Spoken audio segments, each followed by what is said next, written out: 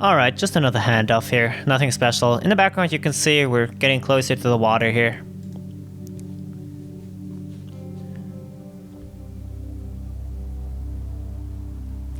Tune in and let's say hello.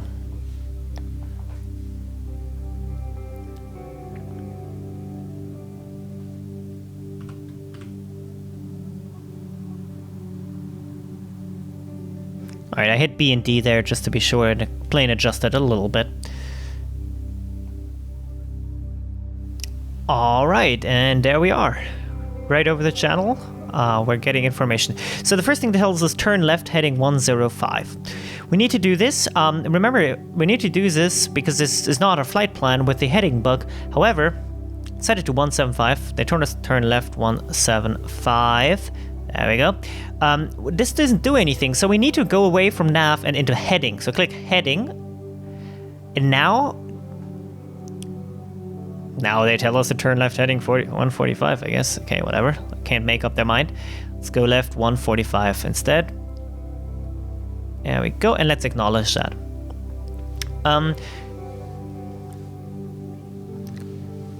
So we're off nav, so nav is off, heading is on, so that means we're flying with the heading buck again. Now they're handing us off. Acknowledge.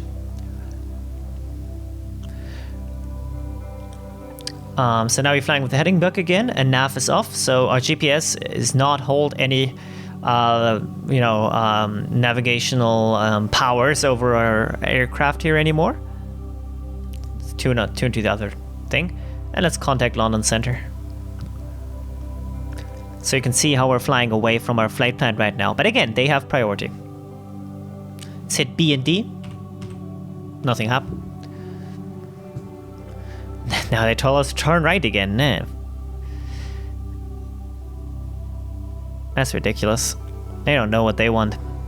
But yeah, this is kind of what it is. You'll get these, I call them orders, because they sort of are. Okay, you have to follow ATC in an IFR, because they make sure that we don't, like, crash. Yes, we did copy. We don't crash into another aircraft, we don't collide with another aircraft in air, for example, and stuff like that. They also told us to expect vectors ILS and runway 23, if I'm not mistaken. Yes, so ILS is like an instrument landing, and it's going to make the landing a lot easier. Now, landing is classically like the most difficult part of the flight, in my opinion, and an ILS makes that easier. That's why we're going to use an ILS, and I'll show you how this works. And it's good that they didn't clear us for anything yet, but they told us to expect an ILS landing at runway 23. So let's talk about an ILS landing then for a second while nothing else is going on. Let's close that. The ILS landing is the system that uses, one of the systems that uses the NAV1 and NAV2 radios, and it uses these two gauges. Now these two gauges won't really matter much, but the NAV stuff does. So the thing is, ILS is a system which guides us in onto a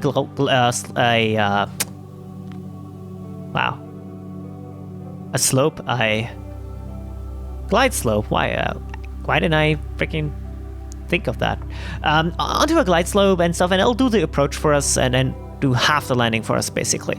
So that's cool. However, it works with a radio beacon has a frequency, and that's why we use the nav radios. So we need to find out what this particular ILS frequency is that the runway 23 is using at Octeville-Le Havre. So the way we do this is we use a GPS which has that information for us. And we do that by hitting nearest.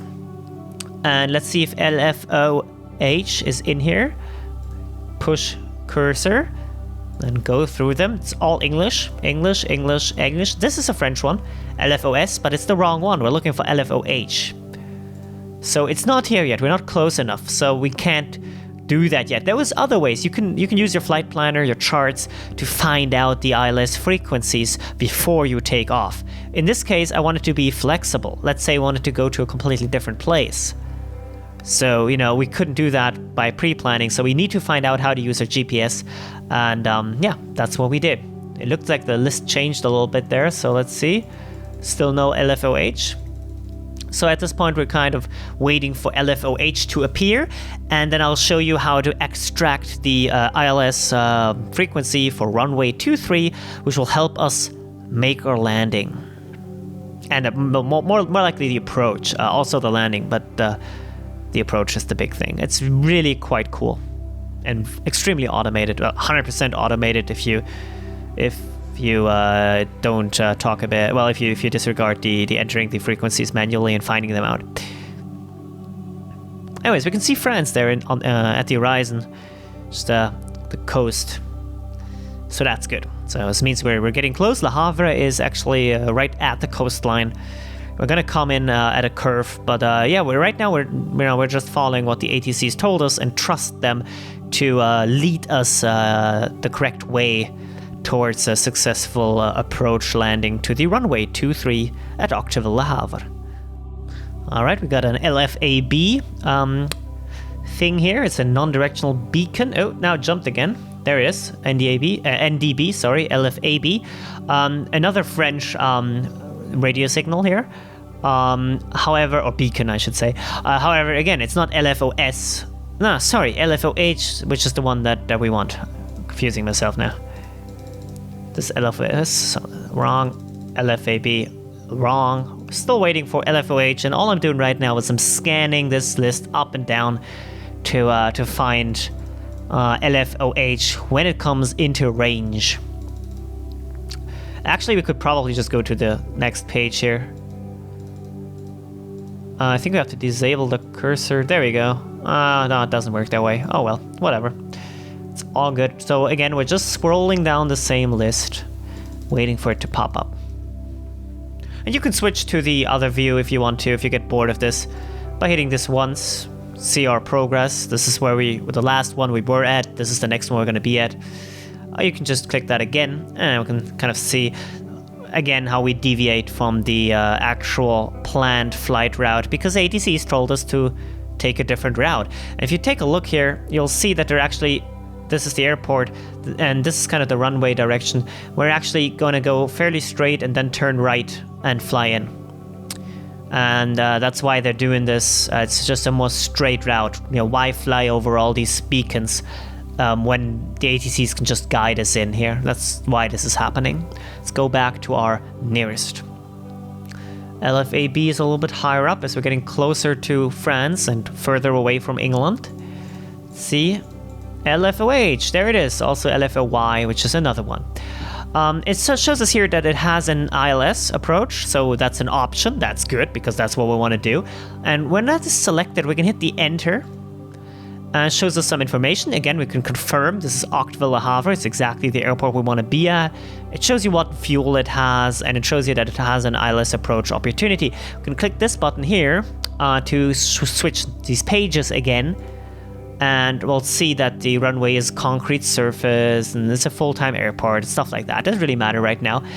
However, if we go here, it shows us the frequencies, and this is really useful because we have an approach frequency, don't really care, ATIS, don't care, tower, don't care. We can do this automatically when they hand us off. But what's important is ILS 23. So this is the ILS frequency for runway 23, and it's 109.50, 109.50, 109.50. So what we're going to do is we're going to program this into both our nav radios at this point, just so we're prepared ahead of time.